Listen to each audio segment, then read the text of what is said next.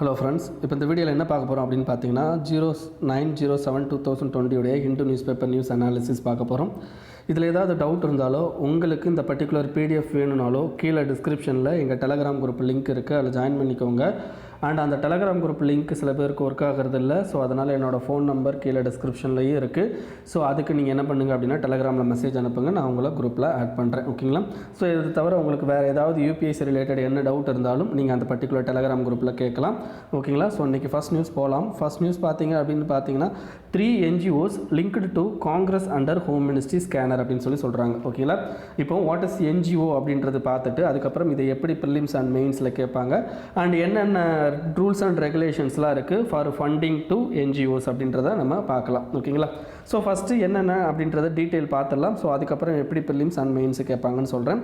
இப்போ first NGO. ஓகேங்களா? What is NGO அப்படின்றது இட்ஸ் நமக்கு என்ன அப்படின்னு பார்த்தீங்கன்னா ஒரு சோஷியல் காசுக்காண்டியோ அல்லது ஒரு பர்டிகுலர் காசுக்காண்டியோ என்ன பண்ணுவாங்க அப்படின்னு பார்த்தீங்கன்னா குரூப் ஆஃப் பீப்புள், அதாவது சேம் இன்ட்ரெஸ்ட் இருக்கிற குரூப் ஆஃப் பீப்புள் ஜாயின் பண்ணி இந்த நான் கவர்மெண்டல் ஆர்கனைசேஷன் அப்படின்றத பண்ணுவாங்க. இது உங்களுக்கு இந்த பர்டிகுலர் நான் கவர்மெண்டல் ஆர்கனைசேஷன் பண்ணணும் அப்படின்னா இது எதுக்கு கீழே ரிஜிஸ்டர் ஆகணும் அப்படின்னா அண்டர் சொசைட்டி ஆக்ட் கீழே ரிஜிஸ்டர் பண்ணும் NGOவை. சரி, NGO ரிஜிஸ்டர் பண்ண உடனேயுமே நம்ம ஃபண்டு வாங்க முடியுமா அப்படின்னு கேட்டால் எஸ். நீங்கள் இந்தியாவுக்குள்ளே நீங்கள் யார்கிட்டனாலும் NGO ஸ்டார்ட் பண்ணதுலேருந்து நீங்கள் என்ன பண்ணிக்கலாம் அப்படின்னா ஃபண்டு வாங்கிக்கலாம். பட் ஃபாரின்லேருந்து ஃபண்டு வாங்கிட முடியுமா உடனே அப்படின்னு கேட்டால் ஃபண்டு வாங்க முடியாது. ஏன் அப்படின்னு பார்த்தீங்கன்னா உங்களுக்கு ஃபாரின் கான்ட்ரிபியூஷன் அப்படின்றதுல நிறைய கான்ட்ரவர்சி இருக்குது. ஸோ அதனால் அதை என்ன பண்ணணும் அப்படின்னு பார்த்தீங்கன்னா சம் ரெகுலேஷன்ஸ் இருக்குது. அது என்ன ரெகுலேஷனுக்கு கீழே வரும் அப்படின்னு பார்த்தீங்கன்னா ஃபாரின் கான்ட்ரிபியூஷன் ரெகுலேஷன் ஆக்ட் அப்படின்னு சொல்லிட்டு நம்ம கண்ட்ரியில் ஒரு ஆக்ட் இருக்குது. இந்த பர்டிகுலர் ஃபாரின் கான்ட்ரிபியூஷன் ரெகுலேஷன் ஆக்டை யார் மெயின்டைன் பண்ணுறாங்க அப்படின்னு பார்த்தீங்கன்னா யார் ரெகுலேட் பண்ணுறாங்க அப்படின்னு பார்த்தீங்கன்னா ஹோம் மினிஸ்ட்ரி. சரி, இந்த ஃபாரின் கான்ட்ரிபியூஷன் ரெகுலேஷன் ஆக்டில் என்ன ரெகுலேஷன் இருக்குது ரிலேட்டட் டு ஃபாரின் ஃபண்டிங் அப்படின்றது பார்த்தீங்க அப்படின்னா உங்களுக்கு அதுக்கான டீட்டெயில்டு எக்ஸ்ப்ளனேஷன் இந்த இன்சைட்ஸ் இந்த வெப்சைட்ஸில் இருக்கும். அப்படி இல்லை அதோட பேசிக் மட்டும் நான் சொல்கிறேன். என்னென்ன ரெகுலேஷன் இருக்குது அப்படின்னு பார்த்தீங்கன்னா ஃபஸ்ட்டு ரெகுலேஷன், ஒரு NGO கண்டிப்பாக அவங்க ஃபாரின் ஃபண்டிங் வேணும் அப்படின்னா அவங்க அப்ளிகேஷன் போடுறாங்க பார்த்தீங்களா, எங்களுக்கு ஃபாரின் ஃபண்டிங் வேணும், ஸோ இதை அப்ரூவ் பண்ணுங்க அப்படின்னு சொல்லிட்டு அப்ரூவல் போகிறாங்க பார்த்தீங்களா. அந்த அப்ரூவலுக்கு முன்னாடி டேட் வரைக்கும் 3 வருஷம், கிட்டத்தட்ட 3 வருஷத்தில் 10 லட்ச ரூபாய் என்ன பண்ணியிருக்கணும் அப்படின்னா அவங்க செலவு பண்ணியிருக்கணும். அந்த பர்டிகுலர் எந்த காரணத்துக்காண்டி ஆரம்பித்தாங்களோ அந்த காரணத்துக்கு, லைக் உமன் எம்பவர்மெண்ட் அப்படின்னு ஆரம்பிச்சாங்க அப்படின்னா அந்த உமன் எம்பவர்மெண்ட்டுக்கு தே ஹாவ் டு அந்த பர்டிகுலர் அமௌண்ட் 10 லட்ச ரூபாய் அப்படின்ற அமௌண்ட்டை அவங்க செலவு பண்ணியிருக்கணும். இது ஃபர்ஸ்ட். இது செகண்ட், இந்த மாதிரி லைசன்ஸ் கொடுக்குறாங்க பார்த்தீங்களா, இந்த லைசன்ஸ் எத்தனை வருஷத்து வரைக்கும் செல்லும் அப்படின்னா 5 வருஷத்து வரைக்கும் தான் செல்லும். ஸோ அகைன் NGO என்ன பண்ணணும் அப்படின்னா அவங்க ஃபாரின் கான்ட்ரிபியூஷன் வேணும் அப்படின்னா அவங்கள ரெனியூ பண்ணணும். ஓகேங்களா? இதுக்கடுத்து தேர்ட் என்ன அப்படின்னு பார்த்தீங்கன்னா எந்த பர்பஸ்க்காண்டி அந்த ஃபண்டு வாங்குறாங்களோ அல்லது ஃபாரின் கான்ட்ரிபியூஷன் ரெகுலேஷன் ஆக்டில் ஒரு அப்ளிகேஷன் கொடுத்துருக்காங்க பார்த்தீங்களா, அந்த அப்ளிகேஷனில் எந்த பர்பஸ்க்காண்டி அந்த ஃபண்டை வாங்க போகிறோம்னு சொல்லியிருக்காங்களோ அந்த பர்பஸ்க்கு மட்டும்தான் யூஸ் பண்ணணும். ஏன் அப்படின்னு பார்த்தீங்கன்னா இப்போ ஒரு எக்ஸாம்பிளுக்கு நான் சொல்கிறேன். இப்போ நிறைய இந்தியாவில் NGOஸ்க்கு யார் அதிகமாக ஃபண்ட் பண்ணுறாங்க அப்படின்னு பார்த்தீங்கன்னா உங்களுக்கு அமெரிக்கா. ஸோ அமெரிக்காவில் ரிலீஜியஸ் அப்படின்னு பார்த்தீங்கன்னா கிறிஸ்டியன் ரிலீஜியன். சில NGOs என்ன பண்ணுறாங்க அப்படின்னா இந்த மாதிரி கிறிஸ்டியன் ரிலீஜனை பரப்புகிறாங்க அப்படின்னு சொல்லிட்டு ஒரு கண்டனம் இருக்குது. ஸோ அதனால தான் இந்த பர்டிகுலர் ரெகுலேஷன்ஸ்லாம் கொண்டு வராங்க. ஓகேங்களா? ஸோ அப்போ எந்த பர்பஸ்க்காண்டி அமௌண்ட் நம்ம கண்ட்ரியில் பார்த்தீங்கன்னா ரிலீஜியனை வெளி கண்ட்ரிலேருந்து பரப்பக்கூடாது. ஓகேங்களா? உங்களுக்கு ரிலீஜியன் சேஞ்ச் ஆகணும்னு ஆசைப்பட்டால் நீங்கள் விருப்பப்படி சேஞ்ச் பண்ணிக்கலாமே தவிர இன்னொருத்தர் உங்கள்கிட்ட இன்சிஸ்ட் பண்ணக்கூடாது. நீங்கள் இந்த ரிலீஜனுக்கு மாறினீங்கன்னா உங்களுக்கு இந்த ஹெல்ப்ஃபுல்லாம் கிடைக்கும் அப்படின்லாம் சொல்லக்கூடாது. அதெல்லாம் இல்லீகல். ஓகேங்களா? அதே மாதிரி NGOs அந்த மாதிரி காரியங்கள் பண்ணக்கூடாது. ஓகேங்களா? அப்போ என்ன ஆகுது அப்படின்னா ஆட்டோமேட்டிக்காக பர்டிகுலர் தேர்ட் இதில் என்ன சொல்லியிருக்காங்க அப்படின்னா எந்த பர்டிகுலர் பர்பஸ்க்காண்டி வாங்குறாங்களோ அந்த பர்பஸ்க்காண்டி மட்டும்தான் யூஸ் பண்ணணும். சரி, இதெல்லாம் யார் கண்காணிச்சுக்கிட்டு இருப்பாங்க அப்படின்னு பார்த்தீங்கன்னா ஹோம் மினிஸ்ட்ரி. சரி, எல்லாருமே இந்த ஃபாரின் ஃபண்டிங் வாங்கிடலாமா அப்படின்னு கேட்டால் வாங்க முடியாது. இப்போ இந்த நியூஸ் சேனல் இருக்காங்க பார்த்தீங்களா, அவங்க வாங்க முடியாது. இந்த கார்ட்டூன் வரைகிறாங்க பார்த்தீங்களா, அவங்கெல்லாம் வாங்க முடியாது. அரசியல்வாதிங்க வாங்கலாமான்னா அரசியல்வாதிங்க வாங்க முடியாது. கவர்மெண்ட் எம்ப்ளாயிஸ் யாராவது வாங்க முடியுமானா வாங்க முடியாது. ஸோ இந்த ரூல்ஸ் அண்ட் ரெகுலேஷன்ஸ்லாம் இருக்குது. ஸோ அதெல்லாம் போயிட்டு இதில் படிங்க. ஓகேங்களா? ஸோ உங்களுக்கு புரியும். ஸோ இதுதான் இந்த particular foreign contribution regulation act. ஓகேங்களா? ஸோ இது எதுக்காண்டி அப்படின்னு பார்த்தீங்கன்னா சில மணி லாண்டரிங்கை தடுக்கிறதுக்காண்டியும் இல்லீகல் ஆக்டிவிட்டி இந்தியாவில் பண்ணாமல் இருக்கிறத தடுக்கிறதுக்காண்டியும் தான் இந்த பர்டிகுலர் ரெகுலேஷன்ஸ் வச்சுருக்காங்க. ஓகேங்களா? சரி, இதுதான் என்னென்னா இந்த பர்டிகுலர் விஷயத்தை பொறுத்த வரைக்கும். சரி, இந்த ஆர்டிக்கல் என்ன பேசியிருக்காங்க அப்படின்னு பார்த்தீங்கன்னா மொத்தம் 3 ட்ரஸ்ட்டை பற்றி பேசியிருக்காங்க. Rajiv Gandhi charitable trust, Rajiv Gandhi foundation, Indira Gandhi memorial trust. இது 3மே பாகிஸ்தான்லேருந்து நிறையா ஃபண்டு வாங்கியிருக்கிறதாகவும் ஸோ அந்த மாதிரி மாதிரி பேசியிருக்கிறாங்க. ஓகேங்களா? ஸோ அதுதான் இப்போ இவங்களுடைய பிஜேபி கவர்மெண்டோடைய கிளைமாக இருக்குது. ஓகே, எனிவே வந்து என்னென்னா இது வந்து பொலிட்டிக்கல் விஷயத்தில் வேறு மாதிரி போகும். ஓகேங்களா? ஸோ அதையும் நான் எப்படின்னு சொல்கிறேன். இப்போ பாருங்கள், இதில் ப்ரிலிம்ஸ் பாயிண்ட் ஆஃப் வியூவில் என்ன கேட்கலாம் அப்படின்னு பார்த்தீங்கன்னா, இந்த ஃபாரின் கான்ட்ரிபியூஷன் ரெகுலேஷன் ஆக்ட்டும் அதில் இருக்கிற அந்த ரெகுலேஷன்ஸும் இந்த பர்டிகுலர் ஆர்டிக்கலில் இருக்கிறத அப்படியே கேட்கறதுக்கு சான்சஸ் இருக்குது. ஓகேங்களா? செகண்ட், இதில் வேறு எப்படி கேட்கலாம் அப்படின்னா, ப்ரிலிம்ஸ் பாயிண்ட் ஆஃப் வியூ அவ்வளோதான். மெயின்ஸ் பாயிண்ட் ஆஃப் வியூவில் உங்களுக்கு பேப்பர் 2ல் இந்த என்ஜிஓட ஒரு இதே இருக்குது, உங்களுக்கு சிலபஸ்லேயே இருக்குது என்ஜிஓ. ஸோ அப்போ என்ன ஆகுது அப்படின்னு பார்த்தீங்கன்னா, என்ஜிஓ அப்படின்றது ரொம்ப ரொம்ப இம்பார்ட்டன்ஸ் பர்டிகுலர் சிலபஸ் அப்படின்றதுனால இந்த என்ஜிஓ அண்ட் இந்த ஃபாரின் கான்ட்ரிபியூஷன் ரெகுலேஷன் ஆக்ட் இந்த ரெண்டுமே and controversy related to using of that particular fund அப்படின்றதும் இருக்குது. ஓகேங்களா? அண்ட் எஃபெக்டிவ் ரெகுலேஷன் அல்லது அன்வாரண்டட் ரெகுலேஷன் அப்படின்றதும் என்ன ஆகும் அப்படின்னு பார்த்தீங்கன்னா ப்ராப்ளம். உங்களுக்கு ரெகுலேஷன் வந்து கரெக்டான மேனரில் இருக்கணும். ஓகேங்களா? அன்வாரண்டட் அன்மவுண்டட் கொஞ்சம் ஹையர் லெவல் ரெகுலேஷன் அப்படின்ற போதும் அது ப்ராப்ளம் தான். ஏன்னு பார்த்தீங்கன்னா உங்களுக்கு இப்போ அதிகமாக ரெகுலேஷன் நடக்கும்போது அது என்ன ஆகும் அப்படின்னு பார்த்தீங்கன்னா பர்டிகுலர் பொலிட்டிக்கல் பார்ட்டிக்கு ஃபேவராக நடக்கிற மாதிரி கொண்டு வந்துருவாங்க. ஓகேங்களா? அது எல்லாமே இருக்குது. ஓகேங்களா? சரி, இதில் பொலிட்டிக்கல் ரீதியாக நீங்கள் எப்படி யோசிக்கலாம் அப்படின்னு பார்த்தீங்கன்னா, இந்த டெமோக்ரஸி ஆப்போசிஷன் பார்ட்டி 4 விஷயங்கள் என்ன பண்ணுவாங்க அப்படின்னா சொல்லுவாங்க. அதாவது என்ன பார்த்தீங்கன்னா கவர்மெண்ட்டை கிரிட்டிசைஸ் பண்ணுவாங்க. கவர்மெண்ட் என்ன பண்ணும், அந்த கிரிட்டிசிசமுக்கு தான் வந்து அதாவது என்னென்னு பார்த்தீங்கன்னா, இப்போ ஒரு எக்ஸாம்பிளுக்கு சொல்கிறேன். இப்போ ராகுல் காந்தி அவர்கள் வந்து நிறையா வந்து இந்த இந்தியா சீனா அந்த பார்டரை வந்து பிரச்சனை பண்ணிக்கிட்டு இருக்காங்க அப்படின்றதுக்காண்டி நிறையா ட்வீட் போட்டுக்கிட்டு இருக்காங்க. அப்போ அதுக்கு வந்து பதில் எஃபெக்டிவாக சொல்லணும். அந்த பதிலை அவங்க எஃபெக்டிவாக சொல்கிறதுக்கு பதிலாக சில நேரங்களில் அரசியலில் எப்படி நடக்கும் அப்படின்னு பார்த்தீங்கன்னா, இவங்க வந்து யோக்கியமா இவங்க வந்து நல்லவங்களா அப்படின்னு சொல்லிட்டு இவங்க மேலே இருக்கிற 2-3 புகாரை சொல்லுவாங்களே தவிர அவங்க கிட்ட இருக்கிற அந்த ப்ராப்ளத்தை சால்வ் பண்ணிக்க ட்ரை பண்ண மாட்டாங்க. இது நம்மளுடைய அரசியலில் நார்மலாகவே இருக்கிற விஷயம். இது இந்த கட்சின்னு மட்டும் இல்லை, எல்லா கட்சியிலையுமே இந்த மாதிரியான ப்ராப்ளம் இருக்குது. இங்கே இப்போ தமிழ்நாடு எடுத்துக்கிட்டோம் அப்படின்னா ஏடிஎம்கே டிஎம்கே இந்த 2 கட்சியுமே மாற்றி மாற்றி பேசிப்பாங்க. ஓகேங்களா? பட் அதுக்கான கரெக்டான சொல்யூஷன் என்ன? இப்போ ஒரு கட்சி இப்போ ஏடிஎம்கே பண்ணுற தப்பு டிஎம்கே சொல்கிறாங்க அப்படின்னா அந்த தப்புக்கான சொல்யூஷன் என்ன அப்படிங்கிறத அவங்க சொல்ல மாட்டாங்க. இந்த டிஎம்கே தப்பு பண்ணாங்க பார்த்தீங்களா அப்படிம்பாங்க. அதே மாதிரி டிஎம்கே கவர்மெண்ட் என்ன பண்ணும் அப்படின்னு பார்த்தீங்கன்னா, உங்களுக்கு ஏடிஎம்கே ஏதாவது அவங்களுடைய அந்த அட்மினிஸ்ட்ரேஷனில் ஃபால்ட் இருந்துச்சு அப்படின்னா அதை எஃபெக்டிவாக எப்படி வந்து கையாளணும் அப்படின்றத பண்ணாமல் ஏடிஎம்கே மேலே இருந்த ப்ராப்ளத்தை கொண்டு வந்துடுவாங்க. ஓகேங்களா? இது வந்து கட்சிகளுக்கு இடையில் அவங்க பண்ணுற விஷயம். பட் இட் இஸ் அந்த டெமோக்ரஸியில் வந்து என்னன்னா இது எஃபெக்டிவான டூலா அப்படின்னு பார்த்தீங்கன்னா கிடையாது. இப்போ யார் வந்து கம்ப்ளைண்ட் பண்ணுறாங்களோ அந்த கம்ப்ளைண்ட்டுக்கான எஃபெக்டிவான ரெசல்யூஷன் கொடுக்கணுமே தவிர அவங்க மேலேயே இன்னொரு கம்ப்ளைண்ட்டை கொடுக்குறது அப்படின்றது இஸ் நாட் அ டெமோக்ரஸி. ஏன்னா டெமோக்ரஸியில் வந்து என்ன அப்படின்னு பார்த்தீங்கன்னா உங்களுக்கு டிஸ்கஷன் டிபேட் அப்படின்றது ரொம்ப ரொம்ப important and participation of people அப்படின்றது ரொம்ப ரொம்ப இம்பார்ட்டன்ட். ஸோ அது எல்லாமே என்ன ஆகும் அப்படின்னு பார்த்தீங்கன்னா கர்டைல் ஆகும். ஏன்னா participation of people through representative தான் நம்ம கண்ட்ரி. ஓகேங்களா? நம்ம ஒரு எம்எல்ஏ செலக்ட் பண்ணுறோம். அந்த எம்எல்ஏவோ எம்பியோ என்ன பண்ணுவார் அப்படின்னா கொஷின் கேட்பார். அப்போ அந்த கொஷின் கேட்குற ஒரு எம்எல்ஏ எம்பி மேலே மறுபடியும் ஒரு குற்றத்தை சொல்லி நான் இதுக்கு பதில் சொல்ல மாட்டேன் அப்படின்ற மாதிரியான மனநிலை தான் நம்ம கண்ட்ரியில் வந்து அரசியலில் எப்போவுமே பொதுவாக இருக்கிறது. இது வந்து சும்மாங்க ஒரு பர்டிகுலராக ஒரு பேசிக்காக தெரிஞ்சுக்கோங்க, அதுக்காண்டி சொன்னது. ஓகேங்களா? ஸோ நெக்ஸ்ட் ஆர்டிகல் போயிடலாம். Trump starts withdrawal of US from WHO. அதாவது இப்போ என்ன பண்ணுறாரு அப்படின்னு பார்த்தீங்கன்னா வேர்ல்டு ஹெல்த் அசம்பிளிலேருந்து நம்ம ட்ரம்ப் வந்து என்ன பண்ணுறாரு அப்படின்னா அமெரிக்கா வந்து வெளியேற போகுது அப்படின்றார். ஸோ அமெரிக்கா வெளியானா என்ன பிரச்சனை அப்படின்றத நான் உங்களுக்கு சின்னதாக சொல்லிடுறேன். அது மெயின்ஸ் பாயிண்ட் ஆஃப் வியூவில் கேட்குறதுக்கு கம்மி தான். பட் இருந்தாலும் WHO ரிலேட்டட், ஏன்னா மல்டிலேட்ரல் இன்ஸ்டியூஷன் அப்படின்னு சொல்லிட்டு உங்களுக்கு பேப்பர் 2ல் இருக்கும். ஓகேங்களா? ஸோ அதில் வந்து மேபி உங்களுக்கு கேட்கலாம். இப்போ யூஎஸ் வந்து விட்ரா ஆனால் WHOவில் என்ன பிரச்சனை அப்படின்னு பார்த்தீங்கன்னா WHOக்கு கிட்டத்தட்ட உங்களுக்கு $400 மில்லியன் யார் ப்ரொவைட் பண்ணுறாங்கன்னா யூஎஸ் தான் ப்ரொவைட் பண்ணுறாங்க. இந்த $400 மில்லியன் அப்படின்றது யாருக்கு யூஸ் ஆகும் அப்படின்னா உங்களுக்கு டெவலப்பிங் அண்ட் லீஸ்ட் டெவலப்டு கண்ட்ரியில் இந்த மாதிரி பேண்டமிக் சுச்சுவேஷனில் அதிகமான ஹெல்ப் வந்து என்னென்னா இந்த பர்டிகுலர் அமௌண்ட்லேருந்து பண்ணுறதுக்கு சான்சஸ் இருக்குது. பட் இந்த பேண்டமிக் நடுவில் என்ன பண்ணியிருக்காங்க அப்படின்னு பார்த்தீங்கன்னா இந்த யூஎஸ் வெளியே போகிறதுனால ஆட்டோமேட்டிக்காக இந்த ஃபண்டிங் இது கட் ஆகிடும். இந்த ஃபண்டு கட் ஆகிறதுனால ஆட்டோமேட்டிக்காக என்ன ஆகும் அப்படின்னு பார்த்தீங்கன்னா WHO வந்து என்ன பண்ண முடியாது, எஃபெக்டிவாக ஏதாவது ஒரு வேக்சின் கிரியேஷனுக்கோ அல்லது அதர் எஃபெக்டிவ் இம்ப்ளிமெண்டேஷனோ அவங்களால பண்ண முடியாது. அப்போ WHO வந்து என்னென்னா ப்ராப்ளத்துக்கு உள்ளாகிறதுக்கு சான்சஸ் வந்து அதிகமாக இருக்குது. ஓகேங்களா? சரி, இதனால் யூஎஸ்க்கு ஏதாவது பாதிப்பா WHO வெளியே போகிறதுனால? எஸ், யூஎஸில் வந்து என்ன ஆகுது அப்படின்னு பார்த்தீங்கன்னா நிறைய ரிசர்ச் அண்ட் டெவலப்மெண்ட் ப்ரோக்ராம் யாரோட கனெக்ட் ஆகிருக்காங்க அப்படின்னு பார்த்தீங்கன்னா WHO கனெக்ட் ஆகிருக்காங்க. அப்போ அந்த பர்டிகுலர் நிறைய டாக்டர்ஸ் வந்து WHO இன்வால்மெண்ட்டில் இருக்காங்க. அதே மாதிரி WHO வந்து என்ன பண்ணுவாங்க அப்படின்னா டைம் டு டைம் அவங்களுக்கு கிடைக்கிற இன்புட் ஃப்ரம் அதர் டெவலப்பிங் கண்ட்ரீஸ்லேருந்து ஒரு கிருமியோ ஏதோ ஒரு கிடைக்குதுன்னா அதை வந்து இவங்களுக்கு கொடுத்து வேக்சினுக்கு வந்து ஹெல்ப் பண்ண சொல்கிறது. இந்த மாதிரியான விஷயங்கள் வந்து என்னென்னா எக்ஸ்சேஞ்சிங் ஆஃப் நாலேஜ் அப்படின்றது பிட்வீன் US அண்ட் WHO ரொம்ப நாளாக நடந்துக்கிட்டு தான் இருக்குது. பட் இப்போ வெளியே வர்றதுனால ஆட்டோமேட்டிக்காக இந்த சேனலும் பாதிக்கப்படுறதுக்கான சான்சஸ் அதிகமாக இருக்குது. சரி, இப்போ இதெல்லாம் விட்டுடலாம். இதுக்கு அடுத்து என்ன அப்படின்னு பார்த்தீங்கன்னா உங்களுக்கு ஒரு கண்ட்ரி WHO வெளியே போக முடியுமா அப்படின்றது தெரியணும். அப்படி போக முடியும்னா என்ன ப்ரொசீஜரை ஃபாலோ பண்ணணும், இதுதான் உங்களுக்கு ப்ரிலிம்ஸ் கொஸ்டினில் கேட்கறதுக்கு வாய்ப்பு இருக்குது. சரி, ஒரு கண்ட்ரி வந்து இந்த மாதிரி மல்டிலேட்டரல் ஆர்கனைசேஷன்லேருந்து வெளியே போகிறதுக்கு முடியுமா அப்படின்னு கேட்டால் ஆஸ் பர் யுனைடெட் நேஷன்ஸ் ஓகேங்களா, யுனைடெட் நேஷனில் என்ன பண்ணியிருப்பாங்க அப்படின்னு பார்த்தீங்கன்னா ஒரு ட்ரீட்டி இருக்குது. அது என்ன ட்ரீட்டி அப்படின்னு பார்த்தீங்கன்னா 1969 Vienna convention on the law of treaties ஓகேங்களா. அதாவது ஒரு ட்ரீட்டியில் நீங்கள் ஜாயின் பண்ணுறீங்கன்னா அதுக்குன்னு ஒரு சில ரூல்ஸ் அண்ட் ரெகுலேஷன்ஸை நீங்கள் ஃபாலோ பண்ணணும். அப்படி ஃபாலோ பண்ணுறதுக்கு தான் இந்த பர்டிகுலர் 1969 வியன்னா கன்வென்ஷன் வந்திருக்கும். இதன்படி பார்த்தீங்கன்னா யாரெல்லாம் இதில் சைன் பண்ணுறாங்களோ மேக்ஸிமம் அவங்க மல்டிலேட்டரல் ஆர்கனைசேஷன்லேருந்து வெளியே போக முடியாது.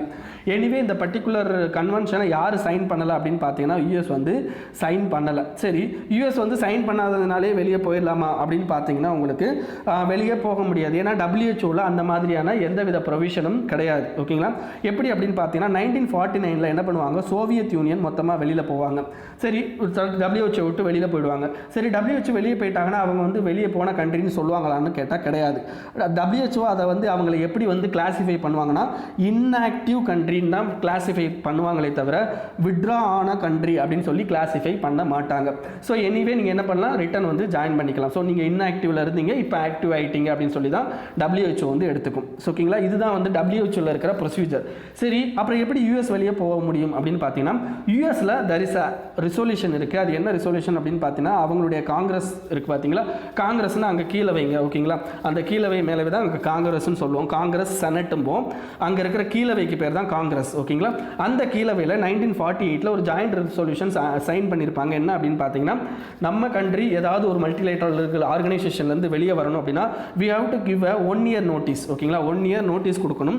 அதுக்கடுத்து அதுக்கு என்னென்ன டெப்ட் எல்லாம் நம்ம வந்து கொடுக்கணுமோ அதெல்லாம் திருப்பி கொடுத்துடணும் அப்படின்றதான் இவங்க பர்டிகுலர் இந்த கண்ட்ரியோட ரெசல்யூஷன். ஸோ அதுபடி என்ன பண்ணியிருக்காங்க அப்படின்னு பார்த்தீங்கன்னா இப்போ கொண்டு போயிட்டு அவங்க என்ன பண்ணியிருக்காங்கன்னா இந்த அப்ளிகேஷன் ஃபைல் பண்ணியிருக்காங்க. ஸோ இதனால் 2021 தான் என்ன பண்ண முடியும் அப்படின்னா அமெரிக்கா வெளியில் போக முடியும். அப்படியே அமெரிக்கா வெளியில் போனாலும் as per WHO that is called inactive country தானே தவிர விட்ரான் கண்ட்ரி கிடையாது ஓகேங்களா. புரிஞ்சிருக்கும்னு நினைக்கிறேன் ஓகேங்களா. நெக்ஸ்ட் வந்து என்ன அப்படின்னு பார்த்தீங்கன்னா no clarity on rations for returning migrants. இதில் முக்கியமான என்ன யோசிக்கணும் அப்படின்னு பார்த்தீங்கன்னா நம்ம கண்ட்ரியில் மைக்ரேஷன் அப்படின்றது இதுக்கு முன்னாடி அதாவது பேண்டமிக்கு முன்னாடி எப்படி இருந்திருக்கும் அப்படின்னு பார்த்தீங்கன்னா ரூரல்ல இருந்து சிட்டி அப்படின்றது தான் அதிகமாக இருந்திருக்கும் ஓகேங்களா. அப்போ இந்த பர்டிகுலர் மைக்ரேஷன் அப்படின்றது அப்படியே ரிவர்ஸ் ஆச்சு இந்த பேண்டமிக் பீரியடில். ஏன்னா அர்பன் ஏரியாவில் அதிகமான COVID-19 கேசஸ் வந்ததுனால and as well as economical activity stop ஆனதுனால என்ன பண்ணாங்க அப்படின்னு பார்த்தீங்கன்னா நிறையா people they are reverse migration. அவங்க என்ன பண்ணாங்க அப்படின்னு பார்த்தீங்கன்னா அவங்களுடைய கிராமத்தை நோக்கி போனாங்க. அந்த ரிவர்ஸ் மைக்ரேஷனை சமாளிக்கிறதுக்காண்டி கவர்மெண்ட் என்ன பண்ணாங்க அப்படின்னு பார்த்தீங்கன்னா உங்களுக்கு பிரதான் மந்திரி காரிப் கல்யாண் யோஜனா அப்படின்னு ஒரு யோஜனா கொண்டு வந்தாங்க. அதில் வந்து ஃப்ரீ ஃபுட்டு அதாவது ரேஷன் அரிசி இதெல்லாம் கொடுத்தாங்க. அதே மாதிரி பிரதான் மந்திரி ஆத்ம நிர்பார் பாரத் அபியான் அதுவும் கொண்டு வந்து அதுலேயும் ஃப்ரீ ஃபுட்டு இதெல்லாம் கொடுத்தாங்க ஓகேங்களா. ஸோ இப்போ என்ன ஆயிடுச்சு அப்படின்னு பார்த்தீங்கன்னா இவங்க மறுபடியும் என்ன பண்ணுறாங்கன்னா சிட்டியை நோக்கி பிரயாணம் பண்ணுறாங்க. சாரி, ரிவர்ஸ் மைக்ரேஷன் ஆனதில் இன்னொரு எக்ஸ்ட்ரா ஒரு ஸ்கீம் வந்து MG நரேகா ஓகேங்களா. இந்த ஸ்கீமை யூஸ் பண்ணி அந்த பர்டிகுலர் பீப்புளுக்கு வேலை இதெல்லாம் கொடுத்துக்கிட்டு இருந்தாங்க. இப்போ என்ன பண்ணுறாங்க அப்படின்னு பார்த்தீங்கன்னா ஏற்கனவே இந்த ரூரலுக்கு போன பீப்புள் மறுபடியும் என்ன பண்ணுறாங்கன்னா சிட்டிக்கு வர ஸ்டார்ட் பண்ணுறாங்க. அப்போ சிட்டிக்கு வர ஸ்டார்ட் பண்ணும்போது ஆட்டோமேட்டிக்காக இங்கே அவங்களுடைய எம்ப்ளாய்மெண்ட் ஆப்பர்ச்சுனிட்டி உடனே கிடைக்குமானா கிடைக்கிறது கஷ்டம். அப்போ அவங்களுடைய வாழ்வாதாரத்துக்கு we have to provide ration. அப்போ இந்த பர்டிகுலர் ஸ்டேட்டில் அவங்களுக்கு ரேஷன் இருக்காது, ரேஷன் கார்டு கிடையாது. அப்போ அதை எப்படி சமாளிக்க போகிறோம் அப்படின்றத இந்த கவர்மெண்ட் நோ கிளாரிட்டி அப்படின்னு சொல்லி கொடுத்துருக்காங்க. ஸோ இதுக்கு வந்து என்ன அப்படின்னு பார்த்தீங்கன்னா 1 நேஷன் 1 ரேஷன் கார்டு ஓகேங்களா. 1 நேஷன் 1 ரேஷன் கார்டு அப்படின்றது எஃபெக்டிவாக இருக்கும். பட் இருந்தாலும் இப்போ வந்து எல்லா ஸ்டேட்லேயும் அது இம்ப்ளிமெண்ட் பண்ணப்படலை ஓகேங்களா. ஸோ அதனால் வந்து என்னென்னா அது கொஞ்சம் ப்ராப்ளத்தில் இருக்குது. ஸோ இதுதான் இந்த ஆர்டிக்கலில் கொடுத்துருக்குறாங்க. ஸோ நெக்ஸ்ட் வந்து பார்த்தீங்க அப்படின்னா உங்களுக்கு எடிட்டோரியல் போயிடலாம். எடிட்டோரியலில் பார்த்தீங்க அப்படின்னா உங்களுக்கு எத்திக்ஸ் பாயிண்ட் ஆஃப் வியூலையும் நீங்கள் வந்து sociology optional, public administration optional, political science ஆப்ஷனலாக இருந்தீங்க அப்படின்னா ஓகேங்களா இந்த பர்டிகுலர் தியரி அப்படின்றது ரொம்ப ரொம்ப முக்கியம். எனிவே அதை தவிர இருக்கிற பீப்புளுக்கு நீங்கள் எத்திக்ஸ் படிப்பீங்க கண்டிப்பாக. ஸோ எத்திக்ஸில் இந்த சோஷியல் கான்ட்ராக்ட் தியரி அப்படின்னு ஒரு தியரி இருக்குதுங்க ஓகேங்களா. இந்த வேர்ல்டு லீடர்ஸ் இவங்கெல்லாம் கிரியேட் ஆனதுக்கு முக்கியமான காரணம் இந்த சோஷியல் கான்ட்ராக்ட் தியரி. இந்த சோஷியல் கான்ட்ராக்ட் தியரியை சொன்ன முக்கியமான 2 பேர் அப்படின்னு பார்த்தீங்கன்னா ஹோப்ஸ் அப்படிங்கிறவர், ஓகேங்களா, ஹோப்ஸ் அப்படிங்கிற ஒரு விஞ்ஞானி, இன்னொன்று ரூசோ அப்படிங்கிற விஞ்ஞானி. இவங்க 2 பேர் விஞ்ஞானி கிடையாது, லைக் ஆத்தர்ஸ், ஓகேங்களா. இவங்க 2 பேர் தான் என்ன பண்ணியிருப்பாங்க அப்படின்னு பார்த்தீங்கன்னா உங்களுக்கு இந்த பர்டிகுலர் சோஷியல் கான்ட்ராக்ட் தியரி அப்படின்றத சொல்லியிருப்பாங்க, ஓகேங்களா. உங்களுக்கு பேசிக்காக எத்திக்ஸில் எப்படி இருக்கும் அப்படின்றத நான் இப்போ சொல்கிறேன். இப்போ சோஷியல் கான்ட்ராக்ட் தியரி அப்படின்னா என்ன அர்த்தம் அப்படின்னா, இப்போ ஃபஸ்ட்டு வேர்ல்டு ஸ்டார்ட் ஆச்சுங்க, ஓகேங்களா. வேர்ல்டுனா மனித இனம் ஸ்டார்ட் ஆச்சு. மனித இனம் ஸ்டார்ட் ஆகும்போது அவங்களுக்குன்னு ஒரு பவுண்டரி கிடையாது, ஓகேங்களா. அவங்களுக்குன்னு ஒரு பவுண்டரி கிடையாது. எங்கேனாலும் போயிட்டு அவங்க வேலை பார்ப்பாங்க, அவங்க கிடைக்கிற பொருளை சாப்பிட்டுட்டு அவங்க வாழ்ந்துக்கிட்டு இருந்தாங்க, ஓகேங்களா. கொஞ்ச நாள் என்ன ஆக ஆரம்பிச்சிச்சு அப்படின்னா செட்டில்டு லைஃப் வந்து பண்ண ஆரம்பித்தாங்க. செட்டில்டு லைஃப்னா ஒரு பர்டிகுலர் ஏரியாலே தங்கி அக்ரிகல்ச்சர் பண்ணுறது, இந்த மாதிரியான விஷயங்கள் பண்ணாங்க. ஸோ இந்த செட்டில்டு லைஃப் நடக்க ஆரம்பிச்சிச்சு. இந்த செட்டில்டு லைஃப்பில் உங்களுக்கு என்ன இருக்கும் அப்படின்னு பார்த்தீங்கன்னா நிறைய அதர் செட்டில்மெண்ட்ஸ் வந்து உள்ள பிரச்சனையை கொண்டு வர ஸ்டார்ட் பண்ணியிருப்பாங்க, ஓகேங்களா. பிரச்சனையை கொண்டு வர ஸ்டார்ட் பண்ணுவாங்க. அதே மாதிரி பார்த்தீங்கன்னா இன்டர்னலாகவே நிறையா ப்ராப்ளம்ஸ் வந்து உங்களுக்கு வரும். இதை தடுக்கிறதுக்காண்டி என்ன பண்ணுவாங்க அப்படின்னா இவங்களுக்குள்ளேயே ஒரு தலைவரை ரெடி பண்ணுவாங்க, ஓகேங்களா. இவங்களுக்குள்ளேயே ஒரு தலைவரை ரெடி பண்ணுவாங்க. அந்த தலைவர் என்ன பண்ணுவார் அப்படின்னு பார்த்தீங்கன்னா இந்த வெளியிலேருந்து வர்ற problem as well as internal issues, ஓகேங்களா, அது எல்லாத்தையுமே வந்து என்ன பண்ணுவார் அப்படின்னு பார்த்தீங்கன்னா அவர் சால்வ் பண்ணுவார். This is called social contract. அப்படின்னா என்ன அர்த்தம் அப்படின்னா பீப்புள் வந்து என்ன பண்ணுறாங்க அப்படின்னா இங்கே இருக்கிற மற்ற பீப்புள் இருக்காங்க பார்த்தீங்களா, அவங்களுடைய ரைட்ஸை யாருக்கு விட்டு கொடுக்குறாங்க அப்படின்னா இந்த தலைவர்கிட்ட விட்டு கொடுக்குறாங்க. அதாவது நாங்கள் வந்து எங்களுடைய இதெல்லாம் வந்து உங்களுக்கு விட்டு கொடுக்குறோம், இந்த சென்ஸ் நாங்கள் வந்து உங்களுக்கு கட்டுப்படுறோம், ஓகேங்களா. அதாவது நீங்கள் எங்களை எப்படி வழி நடத்தன்னு ஆசைப்படுறீங்களோ அப்படி வழி நடத்துங்க. ஆனால் அதுக்கு பதில் நீங்கள் என்ன பண்ணணும் அப்படின்னா இந்த எக்ஸ்டர்னல்ல இருந்து வர்ற இஷ்யூவையும் இன்டர்னலில் கிரியேட் ஆகிற இஷ்யூவையும் நீங்கள் தடுக்கணும். That is called social contract. கான்ட்ராக்ட்ன்ற வார்த்தை முக்கியம். இந்த கான்ட்ராக்ட் தான் நமக்கு வந்து என்ன இந்த பொலிட்டிக்கல் ஆர்கனைசேஷன் உருவாகிறதுக்கு முக்கியமான காரணமாக இருந்திருக்கும், ஓகேங்களா. ஸோ அப்போ இந்த பொலிட்டிக்கல் ஆர்கனைசேஷன் இப்போ எப்படி இருக்குது அப்படின்னு பார்த்தீங்கன்னா நம்ம வந்து என்ன டெமோக்ராட்டிக் கண்ட்ரி. ஸோ இந்த கரிஷ்மேட்டிக் லீடர் அப்படின்னு சொல்லுவோம். இவர் வந்து யாருன்னா கரிஷ்மேட்டிக் லீடர். கரிஷ்மேட்டிக்னா அந்த ஊர்லேயே வந்து மிகப்பெரிய லெவலில் இருக்கிறவர் அப்படின்னு சொல்லிட்டு அவருக்குன்னு ஒரு குணநலன்கள் இருக்கும். ஸோ அது நல்லவர் அப்படின்ற மாதிரியான இதெல்லாம் இருக்கும். ஸோ அதுதான் அவருக்கு வந்து என்னென்னா அந்த தலைவர் பொறுப்பை கொடுத்தது. அதுக்கடுத்து என்ன அப்படின்னு பார்த்தீங்கன்னா உங்களுக்கு ஆட்டோக்ராட்டிக் கவர்மெண்ட், லைக் அரசர்கள் அவங்க மாதிரி ஆட்கள் வருவாங்க. இதுலேயும் அப்படின்னு என்ன பார்த்தீங்கன்னா உங்களுக்கு ஒரு சோஷியல் கான்ட்ராக்ட் இருக்கும். அதுக்கு அடுத்து என்ன வரும் அப்படின்னு பார்த்தீங்கன்னா உங்களுக்கு இந்த டெமோக்ராட்டிக் கண்ட்ரி, அதாவது பீப்புளால் செலக்ட் பண்ணப்படுற பீப்புள் வந்து இன்னொரு பீப்புள் வந்து என்ன பண்ணுறாங்க அப்படின்னு பார்த்தீங்கன்னா உங்களுக்கு நம்மளை வந்து என்ன பண்ணுறாங்க அப்படின்னு பார்த்தீங்கன்னா வழி நடத்துகிறாங்க, ஓகேங்களா. ஸோ இப்போ இருக்கிற சோஷியல் கான்ட்ராக்ட் இதுதான். அப்போ இந்த பர்டிகுலர் சோஷியல் கான்ட்ராக்ட் வந்து எஃபெக்டிவாக இருக்கா அப்படின்றது தான் முக்கியமான விஷயம், ஓகேங்களா. அதை வந்து எப்படி எஃபெக்டிவாக கொண்டு வர்றது அப்படிங்கிறது இந்த ஆர்டிக்கலில் சொல்கிறாங்க. ஸோ சோஷியல் கான்ட்ராக்ட் தியரி அப்படின்றது உங்களுக்கு புரிஞ்சிருக்கும்னு நினைக்கிறேன், ஓகேங்களா. ஸோ இந்த பர்டிகுலர் விஷயத்தை பொறுத்த வரைக்கும், ஓகேங்களா, இந்த பர்டிகுலர் இஷ்யூவை பொறுத்த வரைக்கும் என்ன ஆகுது அப்படின்னு பார்த்தீங்கன்னா இந்த சோஷியல் கான்ட்ராக்ட் தியரி வந்து கரெக்டாக இல்லை அப்படின்றதான் இவங்க சொல்கிறாங்க. எப்படி அப்படின்னு பார்த்தீங்கன்னா உங்களுக்கு சோஷியல் கான்ட்ராக்ட் தியரி இங்கே 2 விதமாக செயல்படுது அப்படின்ற மாதிரி இவங்க சொல்கிறாங்க. 2 பீப்புளுக்கு 2 மாதிரி செயல்படுது அப்படின்னு சொல்கிறாங்க. ஒன்று ரிச் பீப்புள், இன்னொன்று புவர் பீப்புள், ஓகேங்களா. இப்போ கவர்மெண்ட் வந்து இந்த பேண்டமிக் பீரியடில் என்ன பண்ணுறாங்க அப்படின்னா சில ரூல்ஸ் அண்ட் ரெகுலேஷன்ஸ் சொல்கிறாங்க. எனது முகக்கவசம் போடுங்க, சோஷியல் டிஸ்டன்சிங்கை ஃபாலோ பண்ணுங்கள், சானிடைசர் யூஸ் பண்ணுங்கள், கையை அடிக்கடி கழுவுங்க. இதெல்லாம் யார் வந்து அப்படியே எஃபெக்டிவாக ஃபாலோ பண்ணுறாங்க அப்படின்னா இந்த பர்டிகுலர் பீப்புள் வந்து ஃபாலோ பண்ணுறாங்க, ஓகேங்களா. பட் அதே இது புவர் பீப்புளுக்கு வந்துட்டோம் அப்படின்னு பார்த்தீங்கன்னா அவங்களுக்கு சோஷியல் டிஸ்டன்சிங் அப்படின்றது வாய்ப்பே கிடையாது. அதே மாதிரி இந்த மைக்ரன்ஸ் வந்து இப்போ வீட்டை விட்டு ஒரு ஊர்லேருந்து இன்னொரு ஊருக்கு கூட்டமாக ட்ரெயினில் போனாங்க. அங்கே சோஷியல் டிஸ்டன்சிங்கோ முகக்கவசமோ கையை வந்து அந்த 1/2 மணி நேரத்துக்கு ஒரு தடவை கழுவுறதோ இந்த மாதிரி சானிடைசர் யூஸ் பண்ணுறதோ எந்த விதமான இதுவுமே இல்லை. அவங்களுக்கு இருந்தது ஒரே விஷயம் ஹங்க்ரி, அன்எம்ப்ளாய்மெண்ட், இதுதான் அவங்களுக்கு இருந்துச்சு, ஓகேங்களா. ஸோ இதனால தான் என்ன ஆகுது அப்படின்னு பார்த்தீங்கன்னா நமக்கு முக்கியமாக வந்து என்ன ஆகுது அப்படின்னு பார்த்தீங்கன்னா நமக்கு ப்ராப்ளம் வருது, ஓகேங்களா. ஸோ அப்போ சோஷியல் கான்ட்ராக்டில் நம்ம என்ன பண்ணியிருப்போம் அப்படின்னு பார்த்தீங்கன்னா நம்மளுடைய ரைட்ஸை வந்து வாலண்டரியாக சரண்டர் பண்ணியிருப்போம். அந்த சரண்டர் எதுக்காண்டி பண்ணியிருப்போம் அப்படின்னு பார்த்தீங்கன்னா அந்த பர்டிகுலர் மேலே இருக்கிற பீப்புள், அந்த லீடர் பீப்புள் நம்மளை பாதுகாக்கணும்னு சொல்லிட்டு. பட் இந்தியாவை பொறுத்த வரைக்கும் இது 2 வகையான இந்தியாவாக செயல்படுது, ஓகேங்களா. ஈக்குவல் அன்ஈக்குவல் அப்படின்ற மாதிரி, ஓகேங்களா. அந்த ஈக்குவல் அப்படின்றதுக்கு அவங்களுக்கு வந்து என்னன்னா நிறைய, அதாவது என்னென்னு பார்த்தீங்கன்னா இந்த ரிச் பீப்புளுக்கு வந்து நிறைய விஷயங்கள் கிடைக்குது. பட்டு புவர் பீப்புளுக்கு அப்படின்ற போது ஆட்டோமேட்டிக்காக என்ன ஆகுது அப்படின்னு பார்த்தீங்கன்னா ஆக்சஸ் டு இன்ஃபர்மேஷனே நமக்கு கிடைக்க மாட்டேங்குது. இது ஃபஸ்ட்டு. ரெண்டாவது access to resources to avoid disease, அதுவும் நமக்கு கிடைக்க மாட்டேங்குது. அதுக்கடுத்து பார்த்தீங்கன்னா ஆக்சஸ் டு ட்ரீட்மெண்ட், இதுவும் நமக்கு கிடைக்க மாட்டேங்குது. அப்போ ஆட்டோமேட்டிக்காக என்ன ஆகுது அப்படின்னு பார்த்தீங்கன்னா உங்களுக்கு சோஷியல் கான்ட்ராக்டில் நமக்கு மிகப்பெரிய அளவில் கொஷின் மார்க் வந்து இதில் வருது, ஓகேங்களா. ஸோ இதில் இதுதான் வந்து என்னென்னா இந்த பணக்காரர்கள் ஏழைகளுக்கான இது. ஸோ இதில் மொத்தமாக இதில் வந்து கினி கோஎஃபிஷியண்ட்டை பற்றி பேசியிருப்பாங்க. ஓகேங்களா, கினி கோஎஃபிஷியன்ட் அப்படின்னா என்ன அர்த்தம் அப்படின்றத நான் சொல்கிறேன். அதாவது இப்போ நிறையா கண்ட்ரிஸ், ஒரு சின்ன சின்ன கண்ட்ரிஸ்லாம் உங்களுக்கு என்ன ஆயிருக்கு அப்படின்னு பார்த்தீங்கன்னா, நிறையா பேர் அவங்களுடைய பேண்டமிக்கை நாங்கள் வந்து ரிசால்வ் பண்ணிட்டோம், அதாவது கோவிட்-19 வந்து எங்கள் கண்ட்ரிலேருந்து வெளியே துரத்திட்டோம் அப்படின்னு சொல்கிறாங்க. அப்போ அந்த கண்ட்ரிலேருந்து ஒரிஜினலாக துரத்திட்டாங்களா இல்லை துரத்தலையா அப்படின்னு பார்த்தீங்கன்னா துரத்திருக்காங்க. அது எப்படி அப்படின்னு பார்த்தீங்கன்னா, அவங்களுடைய சோஷியல் கான்ட்ராக்ட் தியரியோட முக்கியமான அம்சம் என்ன அப்படின்னு பார்த்தீங்கன்னா, அவங்க எல்லாத்தையுமே வந்து என்னன்னா ஈக்குவலாக ஓரளவுக்கு ட்ரீட் பண்ணுறது தான். ஓகேங்களா, அவங்களுடைய கினி கோஎஃபிஷியன்ட் வந்து கம்மியாக இருக்கிறதுனால தான். கினி கோஎஃபிஷியன்ட் அப்படின்னா டிவைடன் பிட்வீன் ரிச் அண்ட் புவர். ஓகேங்களா, அவங்களுக்கான அந்த டிஸ்டன்ஸ் வந்து கினி கோஎஃபிஷியன்ட்டில் சொல்லப்படும். அந்த கினி கோஎஃபிஷியன்ட்டில் வந்து என்ன, அந்த டிஸ்டன்ஸ் வந்து எவ்வளோக்கு எவ்வளோ ஒரு கண்ட்ரியில் கம்மியாக இருக்கோ அவ்வளோக்கு அவ்வளோ என்ன பண்ணலாம் அப்படின்னு பார்த்தீங்கன்னா, இந்த பேண்டமிக் இதை வந்து நம்ம ரிசால்வ் பண்ண முடியும் அப்படின்றதான் இந்த ஆர்டிக்கலில் சொல்கிறாங்க. அப்போது நம்ம கண்ட்ரியை பொறுத்த வரைக்கும் இந்த சென்ட்ரலைஸ்டு டிசிஷன் மேக்கிங் அப்படின்றதான் மிகப்பெரிய லெவல்லே ப்ராப்ளம். இப்போ நம்மளுடைய சாவரின் ரைட்ஸை நம்ம யாருக்கு கொடுத்துருக்கோம் அப்படின்னா சென்ட்ரலைஸ்டு டிசிஷன் மேக்கிங் பவருக்கு கொடுத்துட்டோம். அதனால் என்ன ஆகுது அப்படின்னு பார்த்தீங்கன்னா, உங்களுக்கு ஆட்டோமேட்டிக்காக பீப்புளோட ஓன் பிரச்சனை என்ன அப்படிங்கிறது அந்த சென்ட்ரலைஸ்டு பீப்புளுக்கு தெரியலை. அதேமாதிரி வாய்ஸ்லெஸ் பீப்புளோடைய வாய்ஸ் வந்து சென்ட்ரலைஸ்டு பீப்புளுக்கு போய் சேரலை. ஓகேங்களா, ஸோ அப்போ கவர்மெண்ட் என்ன பண்ணணும் அப்படின்னா, they should be sensitive as well as respond to all people அப்படின்றத இந்த ஆர்டிக்கலில் சொல்கிறாங்க.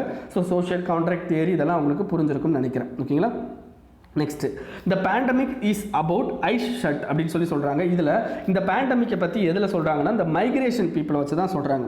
அகெயின் நான் நிறையா தடவை இந்த மைக்ரேஷன் ரிலேட்டட் விஷயத்தை பார்த்தாச்சு. ஓகேங்களா, இந்த மைக்ரேஷனில் பீப்புள் வந்து ரிவர்ஸ் மைக்ரேஷன் ஆகுறாங்க. ரிவர்ஸ் மைக்ரேஷன் அவங்களுக்கு ஃபுட்டு கிடைக்க மாட்டேங்கி. எனிவே கவர்மெண்ட் வந்து Atma Nirbhar Bharat Abhiyan as well as பார்த்தீங்க அப்படின்னா உங்களுக்கு காரிப் கல்யாண் யோஜனா இதெல்லாம் கொண்டு வந்திருக்காங்க. பட் எனிவே இந்த எக்ஸ்க்ளூஷன் அப்படின்றது கிட்டத்தட்ட அதிகமாக இருக்குது அப்படின்னு சொல்கிறாங்க. எக்ஸ்க்ளூஷன் அப்படின்னா என்ன அர்த்தம், நிறைய பேர் வந்து விடுபடுறாங்க. அதுக்கு விடுபடுறதுக்கு என்ன காரணம் அப்படின்னு பார்த்தீங்கன்னா, கவர்மெண்ட் இன்னமும் 2011 பாப்புலேஷன் சென்சஸ் டேட்டாவை தான் யூஸ் பண்ணுறாங்க. இப்போ கண்ட்ரி 2020 இருக்குது, 10 வருஷம் காலி ஆகிடுச்சு. பட் இன்னமும் 2011 சென்சஸை தான் நம்ம யூஸ் பண்ணுறோம். ஆஸ் வெல் அஸ் நிறையா எக்ஸ்க்ளூஷன் வர்றது. ஓகேங்களா, பீப்புள் வந்து நிறையா ரேஷன் கார்டு ஆத்தரைசேஷன் இஷ்யூ இது எல்லாமே நம்ம கண்ட்ரியில் வந்து வந்துக்கிட்டு இருக்குது அப்படின்றது தான் இந்த ஆர்டிக்கலில் பொதுவாக சொல்லியிருக்கிற விஷயம். ஓகேங்களா, ஸோ இதை பற்றி நம்ம ஆல்ரெடி ஏற்கனவே நிறைய தடவை சொல்லியாச்சு. ஓகே, அகைன் அண்ட் அகைன் சொல்கிறது வேண்டாம். நெக்ஸ்ட் முக்கியமான இதுங்க. ஓகேங்களா, இதில் எம்ஜி நரேகா பற்றின விஷயம். ஓகே, நான் ஒரு நியூஸை வந்து மிஸ் பண்ணியிருக்கேன். அது என்ன அப்படின்னு பார்த்தீங்கன்னா, எம்ஜி நரேகா. ஓகேங்களா, எம்ஜி நரேகா அப்படின்றது நமக்கு இப்போ வந்து என்னென்னா, இந்த ரிவர்ஸ் மைக்ரேஷன் ஆன பீப்புளுக்கு மிகப்பெரிய லெவலில் ஹெல்ப் பண்ணுறது அப்படின்றது பார்த்தீங்க அப்படின்னா எம்ஜி நரேகா. ஓகேங்களா, அதில் கிட்டத்தட்ட 8.4 லட்சம் பீப்புள் வந்து எம்ஜி நரேகானா 100 நாள் வேலை திட்டங்க. அப்போ ஒரு வருஷத்தில் 100 நாள் மட்டும்தான் உங்களுக்கு வேலை கொடுப்பாங்க. ஓகேங்களா, அப்போ என்ன ஆகுது அப்படின்னா ஆட்டோமேட்டிக்காக இப்போ கிட்டத்தட்ட 1.4 lakh பீப்புள் அவங்களுடைய 100 நாளை நிறைவேறிடுச்சு. இந்த 3-4 மாதத்துலேயே அவங்களுடைய 100 நாள் வேலை திட்டம் 100 நாள் முடிஞ்சு போச்சு. இதுக்கடுத்து கிட்டத்தட்ட 8.4 லட்சம் புவர் பீப்புள் இருக்காங்க பார்த்தீங்களா, அவங்களுடைய 80 டேஸ். ஓகேங்களா, 80 டேஸ் இருக்குது பார்த்தீங்களா, அவ்வளோ இதை வந்து எம்ஜி நரேகாவில் காலி பண்ணிட்டாங்க. அப்போ என்ன ஆகுது அப்படின்னா, இன்னும் இந்த பீப்புளுக்கு இன்னும் 20 டேஸ் தான் இருக்குது. இந்த பீப்புளுக்கு வந்து எம்ஜி நரேகா ஒர்க்கே கிடைக்காது. அப்போ ஆட்டோமேட்டிக்காக என்ன பண்ணுவாங்க அப்படின்னு பார்த்தீங்கன்னா, அகைன் அவங்களுக்கு இந்த பாவர்ட்டி இஷ்யூ, அன்எம்ப்ளாய்மெண்ட் இஷ்யூ அப்படின்றது அதிகமாகிடும். ஸோ அப்போ கவர்மெண்ட் என்ன பண்ணணும் அப்படின்னா, they should rethink about days, number of days. இந்த 100 டேஸை என்ன பண்ணணும் அப்படின்னா 200 டேஸ் அந்த மாதிரி கொண்டு வரணும் அப்படின்றத சொல்கிறாங்க. ஓகேங்களா, அப்போ நமக்கு இந்த எம்ஜி நரேகாவில் ஜாப் சீக்கிங் அப்படின்றது அதிகமாகிட்டே போகுது. ஏன்னா இப்போ நம்மளுடைய மான்சூன் பீரியடில் நமக்கு இந்த காரிஃப் கிராப் வந்து இது பண்ணுறாங்க பார்த்தீங்களா, காரிஃப் கிராப்பை வந்து இப்போ போடுவாங்க. மான்சூன் சீசனில் தான் காரிஃப் கிராப்பை வந்து பயிரிடுவாங்க. இந்த காரிஃப் கிராப் வந்து பயிரிடுறாங்க பார்த்தீங்களா, அந்த இடத்துல மட்டும்தான் இந்த எம்ஜி நரேகா ஜாபுக்கு கொஞ்சம் அந்த டிமாண்ட் வந்து கம்மியாக இருக்குது. மற்ற எல்லா ஸ்டேட்லேயும் அதிகமான டிமாண்ட் இருக்குது. அப்போ எந்தெந்த இடத்துலலாம் அதிகமான டிமாண்ட் இருக்கோ, எந்தெந்த ஸ்டேட்டில் அதிகமாக டிமாண்ட் இருக்கோ அங்கே வந்து கவர்மெண்ட் என்ன பண்ணணும் அப்படின்னா, அவங்க கட்டாயம் இந்த மாதிரி 200 டேஸ் இந்த மாதிரி விஷயங்களை கொண்டு வரணும் அப்படிங்கிறது தான் இந்த அந்த ஆர்டிக்கலில் சொல்லியிருப்பாங்க. ஸோ அதை நான் இங்கே எடுக்க மறந்துட்டேன். ஓகேங்களா, அதை அங்கே பார்த்துக்கோங்க. ஓகேங்களா, நெக்ஸ்ட்டு அடுத்த இது green lighting ecological decimation amidst a pandemic அப்படின்னு சொல்கிறாங்க. கிரீன் லைட்டிங்னா கவர்மெண்ட் வந்து என்ன பண்ணுறாங்க அப்படின்னு பார்த்தீங்கன்னா, நிறையா என்விரான்மெண்ட்டை பாதிக்கிற ப்ராஜெக்ட்டுகளுக்கு இப்போ என்ன பண்ணியிருக்காங்க அப்படின்னு பார்த்தீங்கன்னா அனுமதி கொடுத்துருக்காங்க. அது என்னென்ன ப்ராஜெக்ட்னு கீழே இங்கே ஒரு லிஸ்ட்டே கொடுத்துருப்பாங்க. என்னென்னா உங்களுக்கு ministry of environment and climate change என்ன பண்ணியிருக்காங்க அப்படின்னு பார்த்தீங்கன்னா like multiple industries, mining, infrastructure இப்படின்ற நிறையா ப்ராஜெக்ட்டு என்ன பண்ணுது அப்படின்னு பார்த்தீங்கன்னா இந்த wild life sanctuary, national park இதுக்குள்ளே போகிற மாதிரி இருக்கிற எல்லாத்துக்குமே இது கொடுத்துட்டாங்க. அதில் பார்த்தீங்க அப்படின்னா உங்களுக்கு இட்டாலியன் ஹைட்ரோ பவர் அப்படிங்கிறது திபாங் வேலி, ஓகேங்களா, திபாங் வேலி அருணாச்சல் பிரதேஷில் இருக்குது, இங்கே நடத்துறதுக்கு பர்மிஷன் கொடுத்துட்டாங்க. அதுக்கடுத்து கோல் தோன்றதுக்கு, கோல் மைனிங் வந்து அஸ்ஸாமில் பட்கை எலிஃபென்ட் ரிசர்வ் அதுக்கு வந்து கொடுத்துட்டாங்க. அதுக்கடுத்து டைமண்டை வந்து தோன்றதுக்கு பன்னா டைகர் ரிசர்வில் இடம் கொடுத்துட்டாங்க. அடுத்து கோல் தோன்றதுக்கு அத்தானி குரூப்புக்கு ஒடிசாவில் தலபிரா ஃபாரஸ்ட் அந்த இடத்துல கொடுத்துட்டாங்க. இதுக்கடுத்து லைம் ஸ்டோனை வந்து எக்ஸ்ட்ராக்ட் பண்ணி எடுக்கிறதுக்கு கிர் நேஷனல் பார்க் குஜராத்தில் வந்து என்ன பண்ணிட்டாங்க, பர்மிஷன் கொடுத்துட்டாங்க. நெக்ஸ்ட்டு ஜியோ டெக்னிக்கல் இன்வெஸ்டிகேஷன், அதாவது என்ன பார்த்தீங்கன்னா நம்மளுடைய புவியோட அந்த தன்மையை பற்றி ஆராயறதுக்கான அந்த பர்மிஷன் எங்கே கொடுத்துருக்காங்க அப்படின்னு பார்த்தீங்கன்னா ஷராவதி லயன் டைல்டு மக்காக்கு, ஓகேங்களா, சாங்சுவரி இன் கர்நாடகாவில் கொடுத்துருக்காங்க. இந்த மாதிரி என்ன பண்ணிட்டாங்க அப்படின்னு பார்த்தீங்கன்னா இந்த பர்டிகுலர் பேண்டமிக் பீரியடில் வீடியோ கான்ஃபரன்சிங்லேயே எல்லா இதுக்கும் பர்மிஷன் கொடுத்துட்டாங்க. சரி, இப்படி பர்மிஷன் கொடுக்க முடியுமா அப்படின்னு கேட்டிங்க அப்படின்னா உங்களுக்கு பர்மிஷன் கொடுக்கறதுக்கு சில ரூல்ஸ் அண்ட் ரெகுலேஷன்ஸ் இருக்குதுங்க. அந்த ரூல்ஸ் அண்ட் ரெகுலேஷன் என்னென்ன அப்படின்னு பார்த்தீங்கன்னா அது எங்கே இருக்கும் அப்படின்னு பார்த்தீங்கன்னா என்வரான்மெண்டல் ப்ரொடெக்ஷன் ஆக்ட் 1986, ஓகேங்களா, என்வரான்மெண்டல் ப்ரொடெக்ஷன் ஆக்ட் 1986 இந்த பர்டிகுலர் ஆக்டுக்கு கீழே என்வரான்மெண்டல் இம்பேக்ட் அசஸ்மெண்ட் அப்படின்னு சொல்லிட்டு ஒரு பர்டிகுலர் விஷயம் இருக்குது. அப்படின்னா என்ன அர்த்தம், நீங்கள் ஒரு இன்ஃப்ராஸ்ட்ரக்சர் ப்ராஜெக்ட்டை, ஏதோ ஒரு ப்ராஜெக்ட்டை நீங்கள் காடுகள்லையோ இந்த மலைகள்லையோ பண்ணும்போது you should take a environmental impact assessment, அதாவது அந்த இடத்துல என்வரான்மெண்ட் எந்த அளவுக்கு பாதிக்கப்பட போகுது அப்படின்ற இந்த அசஸ்மெண்ட் எடுக்கணும், ஓகேங்களா. அந்த அசஸ்மெண்ட் எப்படி எடுப்பாங்க அப்படின்றத பார்த்துட்டு இந்த ஆர்டிக்கலில் இருக்கிற இன்னும் சில விஷயங்களை பற்றி நான் உங்களுக்கு சொல்கிறேன், ஓகேங்களா. ஸோ ஃபஸ்ட்டு ஓப்பனிங்கில் என்வரான்மெண்டல் இம்பேக்ட் அசஸ்மெண்ட் அப்படின்றது பார்த்தீங்க அப்படின்னா இத்தனை வகையான படிநிலைகள் இருக்குது. அப்படின்னா என்ன அர்த்தம், என்ன படிநிலைகள் அப்படின்னா screening, scoping, baseline data collection, impact prediction, assessment of alternatives, public hearing, environmental management plan, decision making, monitoring the clearance condition. இதுதான் ஒரிஜினலாக நம்ம கண்ட்ரியில் இருந்த என்வரான்மெண்டல் இம்பேக்ட் அசஸ்மெண்ட். அப்படின்னா என்ன அர்த்தம் அப்படின்னா ஸ்க்ரீனிங்னா ஒரு ப்ராஜெக்ட்டுக்கு என்வரான்மெண்டல் இம்பேக்ட் அசஸ்மெண்ட் தேவையா தேவையில்லையா அப்படின்னு சொல்லிட்டு பண்ணுறது. செகண்டு, இந்த ப்ராஜெக்டை வந்து என்னென்ன மாதிரியான ப்ராப்ளம்ஸ்லாம் வந்து அரைஸ் ஆகும் அப்படின்றது பண்ணுறது. அதுக்கடுத்து டேட்டா எடுக்கிறது, அதேமாதிரி என்னென்ன இம்பேக்ட் ஆகும் அப்படின்றத ப்ரெடிக்ட் பண்ணுறது. இதுக்கு வேறு ஏதாவது ஆல்டர்னேட்டிவ் இருக்குதா, இந்த ப்ராஜெக்ட் பொழுது வேறு ஏதாவது பண்ணலாமா அப்படின்னு யோசிக்கிறது. அதுக்கடுத்து பீப்புள்கிட்ட போயிட்டு இதை பற்றின விஷயங்களை பற்றி கேட்குறது. நெக்ஸ்ட் வந்து என்னென்னா ஒரு மேனேஜ்மெண்ட் பிளான் கிரியேட் பண்ணணும் அண்ட் டிசிஷன் மேக்கிங் பண்ணணும். இதெல்லாம் ஒரிஜினலாக இருந்தது. பட் 2006 என்ன பண்ணியிருப்பாங்கன்னா ஒரு அமெண்ட்மெண்ட் கொண்டு வந்திருப்பாங்க. அது என்ன அமெண்ட்மெண்ட் அப்படின்னு பார்த்தீங்கன்னா இந்த மொத்தமாக என்ன பண்ணிட்டாங்க அப்படின்னு பார்த்தீங்கன்னா உங்களுக்கு இந்த ஒரு நிறைய சைக்கிள் சொன்னோம் பார்த்தீங்களா, அதில் மொத்தம் 4 மட்டும் எடுத்துக்கிட்டாங்க. அது என்ன அப்படின்னு பார்த்தீங்கன்னா screening, scoping, public hearing, appraisal அப்படின்னு சொல்லி 4 விதமாக பிரிச்சுட்டாங்க, ஓகேங்களா. சரி, இதில் யார் யார் இதை பண்ணுவாங்க அப்படின்னு பார்த்தீங்கன்னா ஒரு ப்ராஜெக்டை என்ன பண்ணியிருப்பாங்க அப்படின்னு பார்த்தீங்கன்னா உங்களுக்கு ஃபஸ்ட்டு அந்த ப்ராஜெக்டை 2 கேட்டகரியாக பிரிச்சுருவாங்க. Category A national level project, category B state level project, ஓகேங்களா.